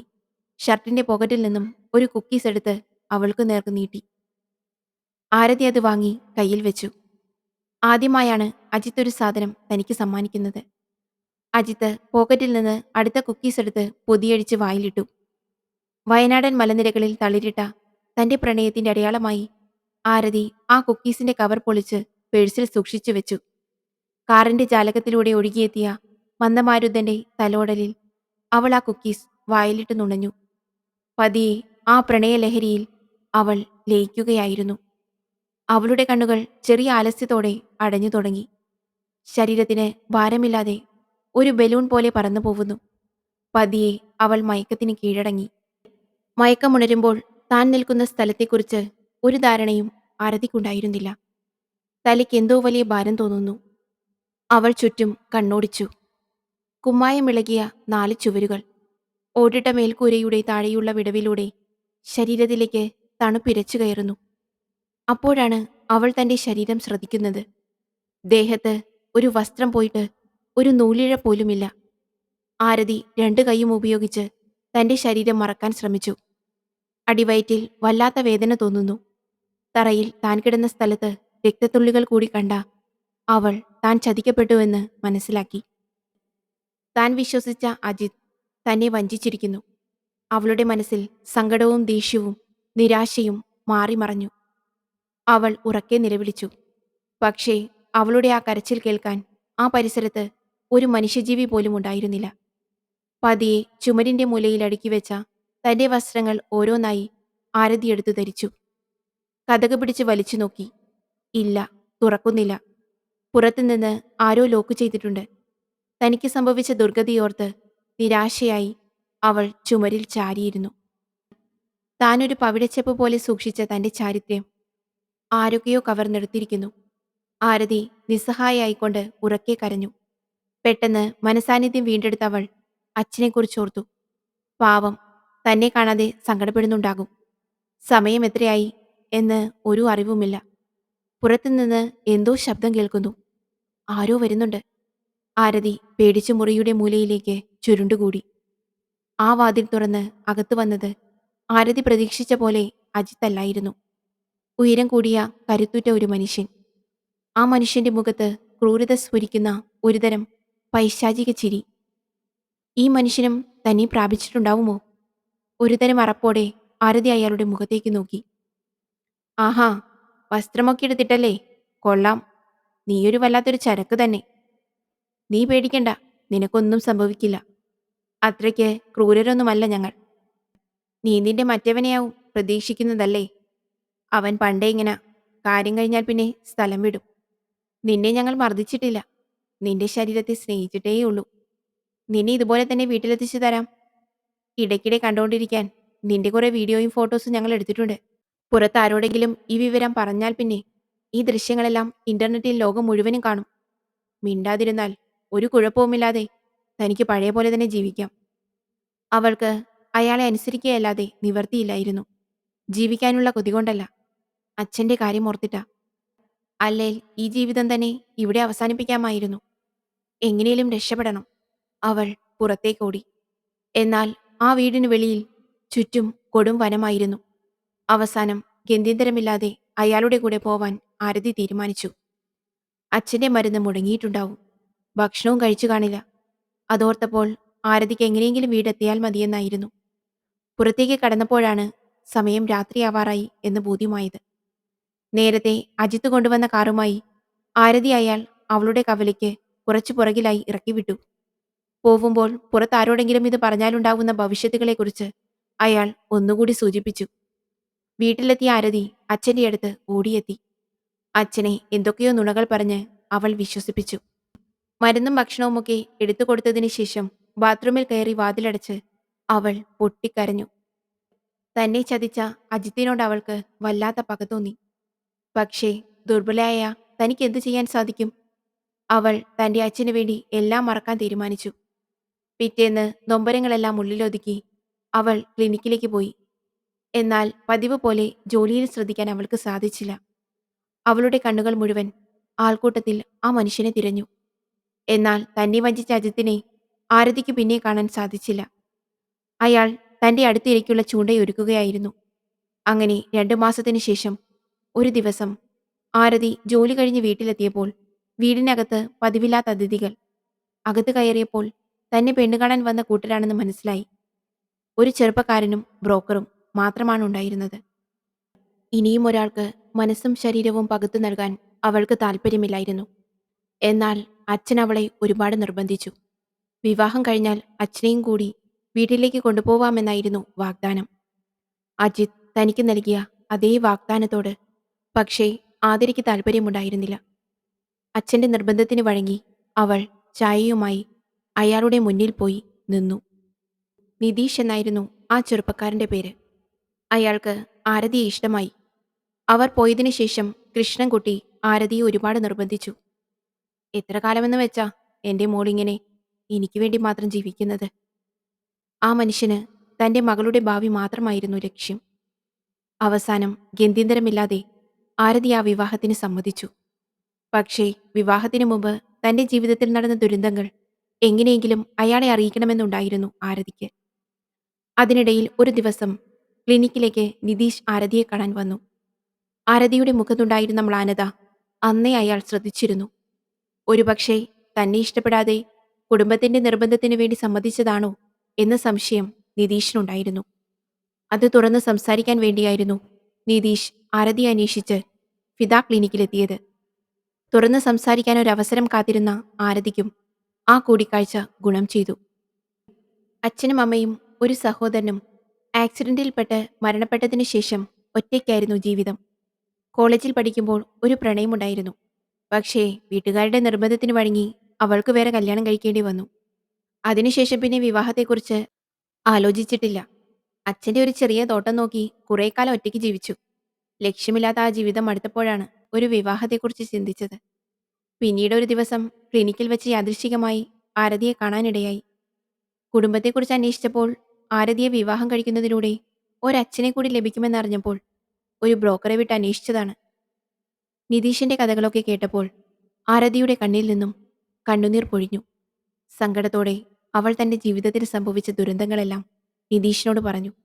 അവസാനം അവൾ ഇങ്ങനെ കൂട്ടിച്ചേർത്തു. എന്റെ കഥകൾ കേട്ടിട്ട് നിങ്ങൾക്കിനി പിന്മാറണമെങ്കിൽ പിന്മാറാം. നിങ്ങളുടെ തീരുമാനം എന്തുതന്നെയാണെങ്കിലും ഞാൻ ഈ പറഞ്ഞ കാര്യങ്ങൾ ആരോടും പറയരുത്. നിതീഷ് പക്ഷെ തീരുമാനത്തിൽ നിന്ന് പുറകോട്ടില്ലായിരുന്നു. ആരതിക്ക് ഇഷ്ടമാണെങ്കിൽ മറ്റൊന്നും അവന് ഒരു വിഷയമായിരുന്നില്ല. അങ്ങനെ അവിടെ വെച്ച് അവർ രണ്ടുപേരും മനസ്സുകൾ തമ്മിൽ കൈമാറി. വിവാഹത്തിനുള്ള ഒരുക്കങ്ങൾ വളരെ വേഗം നടന്നു. അങ്ങനെ ഒരു ശുഭമുഹൂർത്തത്തിൽ നിതീഷും ആരതിയും അച്ഛൻ കൃഷ്ണന്റെ അനുഗ്രഹ ആശീർവാദത്തോടെ വിവാഹിതരായി. പിന്നീട് ആരതിയുടെ ജീവിതത്തിൽ സന്തോഷത്തിന്റെ നാളുകളായിരുന്നു. കൽപ്പറ്റയിലെ വീട്ടിൽ നിന്നും അവർ പടിഞ്ഞാറേത്തറയിലുള്ള നിതീഷിന്റെ വീട്ടിലേക്ക് താമസം മാറി. ആരതി കുറച്ചുകാലം ജോലിയിൽ നിന്നും ലീവെടുത്തു. ഒറ്റയ്ക്ക് ജീവിച്ചിരുന്ന നിതീഷിന്റെ ജീവിതത്തിലും ആ നാളുകൾ വസന്തകാലമായിരുന്നു. ഒരിക്കലും കിട്ടില്ല എന്ന് കരുതിയ ദാമ്പത്യം അവർ രണ്ടുപേരും നന്നായി ആസ്വദിച്ചു. അതിനിടയിലാണ് അവരുടെ ജീവിതത്തിലേക്ക് അടുത്ത അപകടം കയറി വരുന്നത്. നിതീഷിന്റെ ഫോണിലേക്ക് വന്ന ഒരു കോളിലാണ് പ്രശ്നങ്ങളുടെ തുടക്കം. സലാം എന്ന വ്യക്തിയായിരുന്നു ആരതിയുടെ പഴയ ദൃശ്യങ്ങൾ കയ്യിലുണ്ടെന്ന് പറഞ്ഞ് ബ്ലാക്ക്മെയിലിംഗ് തുടങ്ങിയത്. അതോടുകൂടി നിതീഷിന്റെ സമാധാനം നഷ്ടപ്പെട്ടു തുടങ്ങി. അയാളുടെ ലക്ഷ്യം പണമായിരുന്നു. സമാധാനമായി ജീവിക്കാൻ വേണ്ടി കുറച്ച് പണം സംഘടിപ്പിച്ച് നിതീഷ് അയാൾക്ക് കൈമാറുകയുണ്ടായി. ആരതിയോട് പക്ഷേ നിതീഷ് ഈ കാര്യങ്ങൾ രഹസ്യമാക്കി വെച്ചു. എന്നാൽ കുറച്ചു ദിവസങ്ങൾക്ക് ശേഷം സലാം വീണ്ടും വിളിച്ചു. ഇതിങ്ങനെ തുടർന്നാൽ തങ്ങൾക്ക് സമാധാനമായി ജീവിക്കാൻ കഴിയില്ല എന്ന് മനസ്സിലാക്കിയ നിതീഷ് സലാമുമായി കൽപ്പറ്റയിൽ വെച്ച് കൂടിക്കാഴ്ച നടത്തി. തങ്ങളെ സമാധാനമായി ജീവിക്കാൻ സമ്മതിക്കണമെന്ന് നിതീഷ് സലാമിനോട് കരഞ്ഞു കാലുപിടിച്ചു പറഞ്ഞെങ്കിലും 1 ലക്ഷം രൂപ കൂടി വേണമെന്ന് വാശിയിലായിരുന്നു സലാം. താമസിയാതെ അജിത്തും വന്നു. അജിത്തിനോടും സലാമിനോടും തീർത്താൽ തീരാത്ത വൈരാഗ്യമുണ്ടായിരുന്നുവെങ്കിലും നിതീഷ് പുറത്തു കാണിച്ചില്ല. സലാം കീശയിൽ നിന്ന് പേഴ്സ് പുറത്തേക്കെടുത്ത് അതിൽ നിന്നും ഒരു മെമ്മറി കാർഡ് എടുത്ത് നിതീഷിനെ കാണിച്ചു. ഈ മെമ്മറി കാർഡിൽ ആരതിയുടെ നഗ്നദൃശ്യങ്ങളാണെന്നും പണം തരാൻ തയ്യാറായിട്ടില്ലെങ്കിൽ അത് താൻ പുറത്തുവിടുമെന്നും സലാം ഭീഷണിപ്പെടുത്തി. നിതീഷിനോട് കരുണ കാട്ടാൻ അവർ തയ്യാറായില്ല. അവസാനം ദേഷ്യം പിടിച്ച് സലാമും അജിത്തും തിരിച്ചു പോകുമ്പോൾ ദൃശ്യങ്ങൾ പ്രചരിപ്പിക്കുമെന്ന ഭീഷണി ഒന്നുകൂടി ഓർമ്മിപ്പിച്ചായിരുന്നു മടക്കം. ഒരു നിമിഷം ആലോചിച്ചു നിന്ന നിതീഷ് എങ്ങനെയെങ്കിലും ആ മെമ്മറി കാർഡ് കയ്യിലാക്കണമെന്ന് തീരുമാനിച്ചുറപ്പിച്ചു. അത് നശിപ്പിക്കാൻ സാധിച്ചാൽ പിന്നെ അയാളുടെ ഭീഷണിക്ക് വഴങ്ങേണ്ടി വരില്ലല്ലോ എന്ന ചിന്തയിൽ ഉടൻ തന്നെ കൽപ്പറ്റ സ്റ്റാൻഡിലെ സ്ഥിരം പോക്കറ്റടിക്കാരനായ സോമനെ കണ്ട് അതിനുവേണ്ടി ചട്ടം കെട്ടി. അതിന് പ്രതിഫലമായി 5000 രൂപ അവന് മുൻകൂറായി കൊടുത്തു. കൽപ്പറ്റയിൽ നിന്നും തരിയോട്ടേക്ക് ബസ്സിൽ കയറിയ സലാമിന്റെയും അജിത്തിന്റെയും പുറകെ സോമനും അതേ ബസ്സിൽ തന്നെ കയറി. തിരക്കുള്ള ബസ്സിൽ നിന്നും അതിവിദഗ്ധമായി സലാമിന്റെ പേഴ്സ് കൈക്കലാക്കിയ സോമന്റെ കണക്കുകൂട്ടലുകൾ തെറ്റി. അടുത്ത സ്റ്റോപ്പ് എത്തുന്നതിന് മുൻപ് പേഴ്സ് മോഷണം പോയത് സലാം അറിഞ്ഞു. ബസ്സിലാകെ ബഹളമായി. ബസ് പോലീസ് സ്റ്റേഷനിൽ വിടാൻ തീരുമാനിച്ചപ്പോൾ താൻ കുടുങ്ങിയെന്ന് സോമൻ ഉറപ്പിച്ചു. പക്ഷേ ആ സമയത്താണ് ബസ്സിന്റെ മുന്നിലേക്ക് ഒരു ബൈക്ക് വരുന്നതും ആ തക്കം നോക്കി ഒരു ചെറുപ്പക്കാരൻ ബസ്സിൽ നിന്നിറങ്ങി ഓടിയതും. ആളുകളുടെ ശ്രദ്ധ അവന്റെ പുറകെയായി. പതിയെ കിട്ടിയ അവസരം മുതലാക്കി സോമൻ പേഴ്സുമായി ബസ്സിൽ നിന്ന് രക്ഷപ്പെട്ടു. ബസ്സിന്റെ പുറകെ നിതീഷ് ബൈക്കുമായി പിന്തുടരുന്നുണ്ടായിരുന്നു. സോമൻ പറഞ്ഞ പോലെ തന്നെ പേഴ്സ് നിതീഷിനെ ഏൽപ്പിച്ച് മെല്ലെ സ്ഥലം വിട്ടു. പോലീസ് സ്റ്റേഷനിലേക്ക് പോകാൻ നിന്നിരുന്ന ബസ് കണ്ടക്ടറെ വിളിച്ച് സലാം തനിക്ക് പരാതിയില്ലെന്നും യാത്രക്കാരെ ബുദ്ധിമുട്ടിക്കേണ്ടെന്നും പറഞ്ഞ് ബസ് യാത്ര തുടർന്നു. പോലീസ് സ്റ്റേഷനിൽ പോയാലുള്ള ഭവിഷ്യത്തുകൾ സലാമിനും അജിത്തിനും നന്നായി അറിയാമായിരുന്നു. പേഴ്സ് നഷ്ടപ്പെട്ട നിരാശയിൽ തരിയോട് ബസ്സിറങ്ങിയ സലാമും അജിത്തും സലാമിന്റെ വീട്ടിലേക്ക് നടന്നു. അവർ മുൻപ് ബ്ലാക്ക്മെയിൽ ചെയ്ത ഒരു പ്രവാസിയുടെ പണം അന്ന് സലാമിന്റെ അഡ്രസ്സിൽ എത്താനുണ്ടായിരുന്നു.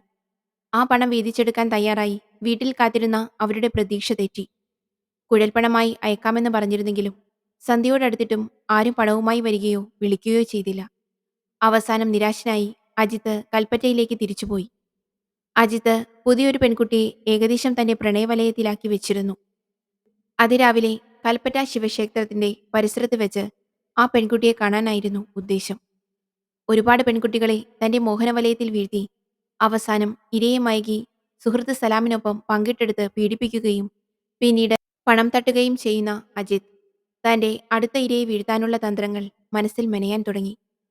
നിരവധി പേർ ഇവരുടെ പീഡനത്തിന് ഇരയായിട്ടുണ്ടെങ്കിലും മാനഹാനി മൂലം ആരും പരാതിപ്പെടാനോ പ്രത്യാക്രമണം നടത്താനോ മുതിരാത്തത് അയാളുടെ ആത്മവിശ്വാസത്തിന് ആക്കം കൂട്ടിയിരുന്നു.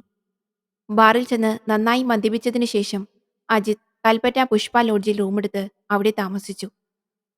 അന്ന് പണമെത്താത്ത നിരാശയിൽ നിതീഷിനെ വിളിച്ച് വീണ്ടും ബ്ലാക്ക്മെയിൽ ചെയ്യാൻ ശ്രമിച്ചെങ്കിലും ആരതിയുടെ ദൃശ്യങ്ങളടങ്ങിയ മെമ്മറി കാർഡ് തന്റെ കൈവശം എത്തിയ കാര്യം നിതീഷ് സലാമിനോട് പറയുകയും മേലിൽ ഭീഷണിപ്പെടുത്താൻ ശ്രമിച്ചാൽ കായികമായി കൈകാര്യം ചെയ്യുമെന്നും നിതീഷ് മുന്നറിയിപ്പ് നൽകി.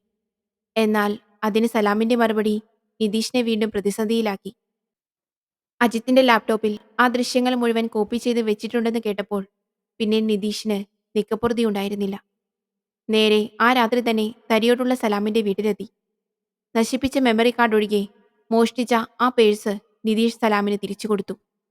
തങ്ങളെ ജീവിക്കാൻ അനുവദിക്കണമെന്ന് യാചിച്ചെങ്കിലും പണം വേണമെന്ന നിലപാടിൽ സലാം ഉറച്ചുനിന്നു. ആ സംസാരം അവസാനം തർക്കത്തിൽ കലാശിച്ചു. രണ്ടുപേരും ഒരുപോലെ കരുത്തരായിരുന്നതുകൊണ്ട് കയ്യാങ്കളി സ്വീകരണ മുറി കഴിഞ്ഞ് അടുക്കളയിലേക്കുള്ള ഇടനാഴിയിലേക്ക് നീണ്ടു. അവസാനം ഗത്യന്തരമില്ലാതെ കയ്യിൽ കിട്ടിയ ഇസ്തിരിപ്പെട്ടി ഉപയോഗിച്ച് നിതീഷ് സലാമിന്റെ തലയ്ക്ക് അതിശക്തമായ പ്രഹരമേൽപ്പിച്ചു. തലയുടെ പിൻഭാഗത്ത് വീണ്ടും വീണ്ടും മർദ്ദിച്ച നിതീഷ് സലാമിന്റെ പ്രാണൻ ശരീരത്തിൽ നിന്ന് വിടുന്നതുവരെ മർദ്ദനം തുടർന്നു. നിലത്ത് വീണ് കിടന്ന് പിടഞ്ഞു മരിച്ച സലാമിനെ കണ്ട നിതീഷിന് ആദ്യം പേടി തോന്നിയെങ്കിലും തന്റെ ആരതിയെ നശിപ്പിച്ചവനാണ് ഈ കിടക്കുന്നതെന്നോർത്തപ്പോൾ നിതീഷിന് പശ്ചാത്താപം തോന്നിയില്ല. പിന്നീട് അവിടെ നിൽക്കുന്നത് ബുദ്ധിയല്ല എന്ന് തോന്നിയ നിതീഷ് കൊല ചെയ്യാൻ ഉപയോഗിച്ച ഇസ്തിരിപ്പെട്ടിയുമായി രക്ഷപ്പെടാൻ ശ്രമിച്ചു. എന്നാൽ അപ്പോഴാണ് ആ വീടിനെ ലക്ഷ്യമാക്കി ടോർച്ചിന്റെ വെളിച്ചത്തിൽ ഒരു ചെറുപ്പക്കാരൻ അതിവേഗം നടന്നുവരുന്നത് നിതീഷിന്റെ ശ്രദ്ധയിൽപ്പെട്ടത്. പെട്ടെന്ന് വെപ്രാളത്തിൽ വീടിനകത്ത് തന്നെ കയറി വാതിലടച്ച് കുറ്റിയിട്ടു മെല്ലെ അകത്തെ റൂമിൽ ഒളിച്ചിരുന്നു. കുറേ സമയം ബെല്ലടി കേട്ട നിതീഷ് മുറിക്കുള്ളിൽ ശ്വാസം അടക്കിപ്പിടിച്ചിരുന്നു. അവസാനം ജനലിലൂടെ ഏന്തി വലിഞ്ഞു നോക്കിയ ആ ചെറുപ്പക്കാരൻ സലാമിന്റെ മൃതദേഹം കണ്ട മാത്രയിൽ ഭയന്ന് സ്ഥലം വിട്ടു. ശ്വാസം നേരെ വീണ നിതീഷ് മറ്റുള്ളവരുടെ കണ്ണിൽപ്പെടാതെ അവിടെ നിന്ന് രക്ഷപ്പെട്ടു. എന്നാൽ സലാമിനെ തീർത്തതുകൊണ്ട് മാത്രം തങ്ങൾക്ക് സമാധാനമായി ജീവിക്കാൻ കഴിയില്ലെന്ന് നിതീഷിനറിയാമായിരുന്നു. അങ്ങനെ അജിത്തിനെ കൂടി ഇല്ലാതാക്കാൻ തന്നെ നിതീഷ് തീരുമാനിച്ചു. വീട്ടിലെത്തിയ നിതീഷ് ആരതിയോടെല്ലാം തുറന്നു പറഞ്ഞു. അജിത്തിനെ കൊല്ലാനുള്ള പ്ലാൻ ഒഴികെ. താൻ കാരണമാണല്ലോ നിതീഷിന് ഇങ്ങനെ ഒരു ഗതി വന്നതെന്നോർത്ത് സങ്കടപ്പെട്ട് ആരതി അന്നു രാത്രി ഒരുപാട് കരഞ്ഞു. അവസാനം ഒരുപാട് വൈകിയാണെങ്കിലും അവൾ തളർന്നുറങ്ങി. ആ തക്കം നോക്കി അടുക്കളയിൽ നിന്ന് നിതീഷ് മൂർച്ചയുള്ള ഒരു കത്തി സംഘടിപ്പിച്ചു. തന്റെ ബൈക്കിൽ കൽപ്പറ്റയിലേക്ക് അജിത്തിനെ തീർക്കാനായി യാത്ര തിരിച്ചു. അജിത്തിന്റെ സ്ഥിരം കേന്ദ്രം പുഷ്പ ലോഡ്ജാണെന്ന് നിതീഷിന് അറിയാമായിരുന്നു. അവിടെ വെച്ചായിരുന്നു ആദ്യം ബ്ലാക്ക്മെയിൽ ചെയ്തപ്പോൾ പണം കൈമാറിയിരുന്നത്. രാത്രിയുടെ അന്ത്യയാമങ്ങൾ കഴിഞ്ഞ് നേരം പുലർച്ചയോടടുക്കുന്നു. നിതീഷ് ഉറങ്ങിക്കിടക്കുന്ന റിസപ്ഷനിലുള്ള പയ്യനെ ഉണർത്താതെ പതുങ്ങി ഒന്നാം നിലയിലെ അജിത്തിന്റെ റൂം ലക്ഷ്യമാക്കി നടന്നു. ബെല്ലടിച്ച് വാതിലിന് പുറത്തേക്ക് കുറച്ചു മാറി നിന്ന നിതീഷ് അജിത്ത് പുറത്തു വരുന്നതും കാത്തിരുന്നു. ഒന്നു രണ്ട് പ്രാവശ്യം ബെല്ലടിച്ചതിനു ശേഷമാണ് അജിത്ത് വാതിൽ തുറന്നത്. വാതിൽ തുറന്ന പാടെ ചാടിവീണ നിതീഷ് അജിത്തിന്റെ കഴുത്തിൽ പിടിച്ച് ചുമരിലേക്ക് അതിശക്തമായി ഇടിച്ചു.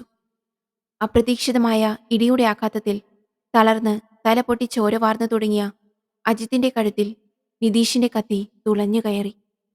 ചോര വാർന്ന് നിതീഷിന്റെ കയ്യിൽ കിടന്ന് പിടഞ്ഞ അജിത്തിനെ തറയിൽ തള്ളിയിട്ട് നിതീഷ് അവിടെ നിന്ന് രക്ഷപ്പെട്ടു. ധൃതിയിൽ ബൈക്കെടുത്ത് വീട്ടിൽ പോയി രക്തം പുരണ്ട ഡ്രസ്സുകളെല്ലാം എടുത്തിട്ട് കത്തിച്ചു. കൂടെ തന്റെ മൊബൈലിലെ സിം കാർഡും.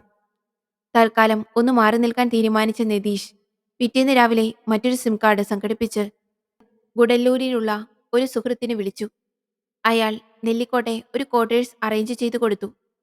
ഉടൻ തന്നെ കിട്ടാവുന്ന സാധനങ്ങളെല്ലാം എടുത്ത് ആരതിയെയും അച്ഛൻ കൃഷ്ണൻകുട്ടിയും കൂട്ടി നെല്ലിക്കോട്ടേക്കുള്ള ക്വാർട്ടേഴ്സിലേക്ക് താമസം മാറി. എല്ലാം പറഞ്ഞു തീർന്ന നിതീഷ് വൈശാഖിന്റെയും അനീഷിന്റെയും മുന്നിൽ പൊട്ടിക്കരഞ്ഞു. വൈശാഖ് പ്രതീക്ഷിച്ച പോലെ തെളിവുകൾ നശിപ്പിക്കാനോ പോലീസിനെ കബളിപ്പിച്ച് കുറെ കാലം ഒളിച്ചു താമസിക്കാനോ നിതീഷിന് കഴിയുമായിരുന്നില്ല. നിവൃത്തികേട് കൊണ്ട് ചെയ്തുപോയ 2 കൊലപാതകങ്ങൾ. വൈശാഖിന്റെ കേസന്വേഷണം വളരെ കൃത്യമായിരുന്നു. തരിയോട് നിന്ന് വൈശാഖിന് സലാമും അജിത്തും വന്നിറങ്ങിയ ബസ്സിനെക്കുറിച്ചുള്ള വിവരങ്ങൾ കിട്ടി. അതിന്റെ ചുവട് പിടിച്ച് ആ ബസ് കേന്ദ്രീകരിച്ച് നടത്തിയ അന്വേഷണത്തിലാണ് സലാമിന്റെ പേഴ്സ് ബസ്സിൽ നിന്നും മോഷ്ടിക്കപ്പെട്ട വിവരം മനസ്സിലാവുന്നത്. പിന്നീട് സ്ഥിരം പോക്കറ്റടിക്കാരെ ചുറ്റിപ്പറ്റി നടത്തിയ അന്വേഷണത്തിൽ സോമൻ പിടിയിലായി. സോമനിൽ നിന്നും നിതീഷിലേക്ക് എത്തുകയും സലാമിന്റെ അന്നേ ദിവസത്തെ ഫോൺ ട്രാക്ക് ചെയ്തതിൽ നിന്നും നിതീഷിലേക്ക് വൈശാഖിന്റെ അന്വേഷണം കൂടുതൽ അടുക്കുകയും ചെയ്തു. എന്നാൽ കൊലപാതകം നടത്തിയ ശേഷം സിം കാർഡ് ഉപേക്ഷിച്ച നിതീഷ് അയാളുടെ ഭാര്യ ആരതിയുടെ സിം കാർഡ് ട്രേസ് ചെയ്തതിൽ നിന്നാണ് അവർ നിൽക്കുന്ന ലൊക്കേഷൻ കണ്ടുപിടിക്കാനായത്. നെല്ലിക്കോട്ടെ ടവറിന്റെ പരിധിയിലാണ് ഫോൺ ഉള്ളത് എന്ന് മനസ്സിലാക്കിയ വൈശാഖ് ഗുഡലൂരിലെ പോലീസ് ഓഫീസറായ തന്റെ സുഹൃത്ത് ആഷിഖിനെ അവിടെ രഹസ്യമായി ഒരു അന്വേഷണം നടത്താൻ ഏൽപ്പിച്ചു. വളരെ വിദഗ്ധമായി ആഷിഖ് അവരുടെ താമസ സ്ഥലം കണ്ടുപിടിക്കുകയും വൈശാഖിനെ വിളിച്ച് അവരുടെ അഡ്രസ് കൈമാറുകയും ചെയ്തു. പിന്നീട് അറസ്റ്റ് ചെയ്യാൻ വേണ്ടി ഗുഡല്ലൂർ പോലീസിനെ ഒഫീഷ്യലായി ആഷിഖ് വഴി അറിയിക്കുകയും അങ്ങോട്ട് പുറപ്പെടുകയും പ്രതിയെ നെല്ലിക്കോട്ടെ നിഖിലിന്റെ ക്വാർട്ടേഴ്സിൽ വെച്ച് പിടിക്കുകയും ഉണ്ടായി. നിതീഷിന്റെ മൊഴിയിൽ നിന്നും ഹനീഫ എന്ന വ്യക്തി കൊല നടന്നതിന് ശേഷം അവിടെ എത്തുകയും ഡെഡ് ബോഡി കണ്ടപാടെ പേടിച്ച് രക്ഷപ്പെടുകയും ചെയ്തതാണെന്ന് വ്യക്തമായതിനാൽ അയാളെക്കുറിച്ച് കൂടുതൽ അന്വേഷണം നടത്തേണ്ട ആവശ്യമില്ലെന്ന് വൈശാഖ് തീരുമാനിച്ചു. അതുമാത്രമല്ല, കൊല്ലപ്പെട്ടവരുടെ പേരിൽ രജിസ്റ്റർ ചെയ്തതും ചെയ്യാത്തതുമായ ഒരുപാട് കേസുകൾ ഉണ്ടായിരുന്നതിനാൽ അവരുടെ ഏതെങ്കിലും തരത്തിലുള്ള ഇടപാടുകൾക്ക് എത്തിയതാവാം ഹനീഫ എന്ന ഊഹത്തിലായിരുന്നു അവസാനം വൈശാഖ് എത്തിയത്. എന്നാൽ അപ്പോഴും അയാൾക്ക് ഉത്തരം കിട്ടാത്ത ഒരു ചോദ്യം മാത്രം അവശേഷിച്ചിരുന്നു. അന്ന് ബസ്സിൽ വെച്ച് പോക്കറ്റടിക്കപ്പെട്ടപ്പോൾ ഇറങ്ങി ഓടിയതാര്? ഇനി അത് അന്വേഷിക്കേണ്ട ആവശ്യമില്ലാത്തതുകൊണ്ട് അതിനു പുറകെ പോവണ്ട എന്ന് തൽക്കാലം തീരുമാനിച്ചു. പേപ്പർ വർക്കുകൾ പൂർത്തിയാക്കിയതിനു ശേഷം എത്രയും പെട്ടെന്ന് കോടതിയിൽ ഹാജരാക്കാൻ വേണ്ടിയുള്ള നടപടികൾ ആരംഭിച്ചു. താൻ അന്വേഷിച്ചു കണ്ടുപിടിച്ചതാണെങ്കിലും പ്രതി കോടതിയിൽ രക്ഷപ്പെടണം എന്ന നിലപാടായിരുന്നു വൈശാഖിനും. ദിവസങ്ങൾക്കു ശേഷം വയനാട് അതിവേഗ കോടതിയിൽ വിചാരണ ആരംഭിച്ചു. കോടതിയിലും പരിസരത്തുമായി വലിയൊരു ജനാവലിയാണ് തടിച്ചുകൂടിയത്. കൊല്ലപ്പെട്ട അജിത്തിനും സലാമിനുമെതിരെ ധാരാളം ആളുകൾ ഇതിനകം നിതീഷിന് അനുകൂലമായി രംഗത്തെത്തിയിരുന്നു. അവരുടെ ക്രൂരതയ്ക്കിരയായ ധാരാളം ഇരകൾ മാനഹാനി മൂലം പരാതിപ്പെടാതെ നീറി നീറി കഴിയുകയായിരുന്നു. ആ രണ്ട് നികൃഷ്ട ജീവികളെ ഇല്ലാതാക്കിയ നിതീഷിന് സോഷ്യൽ മീഡിയയിലൂടെ ജനങ്ങളുടെ ഭയങ്കര സപ്പോർട്ടായിരുന്നു കിട്ടിയിരുന്നത്. പ്രോസിക്യൂട്ടർ വാദങ്ങൾ നിരത്തി. കരുതിക്കൂട്ടിയുള്ള ഒരു കൊലപാതകമാണിതെന്ന് അദ്ദേഹം ആരോപിച്ചു. എന്നാൽ കേസ് വാദിക്കാനായി നിതീഷിനെ സപ്പോർട്ട് ചെയ്യുന്ന എല്ലാവരും സംഘടിച്ച് ദക്ഷിണേന്ത്യയിലെ പ്രശസ്തനായ ക്രിമിനൽ വക്കീൽ സായി പ്രസാദിനെ പ്രതിഭാഗം വക്കീലായി അണിനിരത്തിയപ്പോൾ പ്രോസിക്യൂട്ടറുടെ വാദങ്ങൾ തകർന്നടിഞ്ഞു. പ്രതിക്ക് സലാമിനെയോ നിതീഷിനെയോ കൊല്ലണമെന്ന യാതൊരു ഉദ്ദേശവും ഉണ്ടായിരുന്നില്ല. നിരന്തരമായ ബ്ലാക്ക്മെയിലിംഗിനിരയായ പ്രതി അവരുമായുള്ള തർക്കത്തിനിടയിൽ അബദ്ധത്തിൽ പറ്റിപ്പോയ ഒരു കൃത്യം മാത്രമാണിതെന്ന് സായി പ്രസാദ് സ്ഥാപിച്ചെടുത്തു. സമർത്ഥനായ അദ്ദേഹം അതിനുവേണ്ടിയുള്ള തെളിവുകൾ നിരത്തി. ഇത് ഒരു കൊലപാതകമല്ല, ആത്മരക്ഷാർത്ഥമുള്ള നരഹത്യ മാത്രമാണെന്ന് അദ്ദേഹം വാദിച്ചു. വാദങ്ങളെല്ലാം കേട്ട ജഡ്ജിയുടെ അഭിപ്രായം ഇങ്ങനെയായിരുന്നു. കൊല്ലപ്പെട്ടവർ നികൃഷ്ടനും മ്ലേച്ഛനുമായ ഒരു ക്ഷുദ്രജീവികളായിരുന്നു. ഒരുപാട് സ്ത്രീകളെയും കുടുംബങ്ങളെയും തകർത്തെറിഞ്ഞ ഇത്തരം ആൾക്കാർ സമൂഹത്തിന് വളരെ വലിയ ഭീഷണിയാണ്. പ്രതിഭാഗം വക്കീലിന്റെ വാദങ്ങളോടായിരുന്നു അദ്ദേഹത്തിന് യോജിപ്പ്. കരുതിക്കൂട്ടിയല്ല, മറിച്ച് ആത്മരക്ഷാർത്ഥമുള്ള ഏറ്റുമുട്ടലിൽ കൊല്ലപ്പെട്ടതാണെന്ന വ്യക്തമായ സ്ഥിതിക്ക് നിതീഷിനെ കുറ്റവിമുക്തനാക്കി വെറുതെ വിട്ടു. ഒരുപാട് കണ്ണീര് കുടിച്ചെങ്കിലും ആരതിയുടെയും നിതീഷിന്റെയും ആഹ്ലാദപൂർണമായ പുതിയൊരു ദാമ്പത്യ ജീവിതം അവിടെ മുതൽ വീണ്ടും ആരംഭിക്കുകയായിരുന്നു. സൽമാൻ പഴയ പോലെ പ്രാരാബ്ദങ്ങളുടെ നടുവിൽ തട്ടിയും മുട്ടിയുമൊക്കെ ജീവിച്ചെങ്കിലും പിന്നീട് അവന് തന്റെ ജീവിതത്തെക്കുറിച്ച് ഒരു നിരാശയും തോന്നിയില്ല. അഷ്റഫിക്ക കുഴൽപ്പണം ഇടപാടൊക്കെ നിർത്തി മറ്റു ചില്ലറ ബിസിനസ്സൊക്കെ ആയിട്ട് കഴിഞ്ഞുകൂടി. പ്രിയ കൂട്ടുകാരെ, കഥ നിങ്ങൾക്ക് ഇഷ്ടമായെങ്കിൽ ചാനൽ ഒന്ന് സബ്സ്ക്രൈബ് ചെയ്യണേ. കൂടെ ഒരു ലൈക്കും കൂടി. Thank you.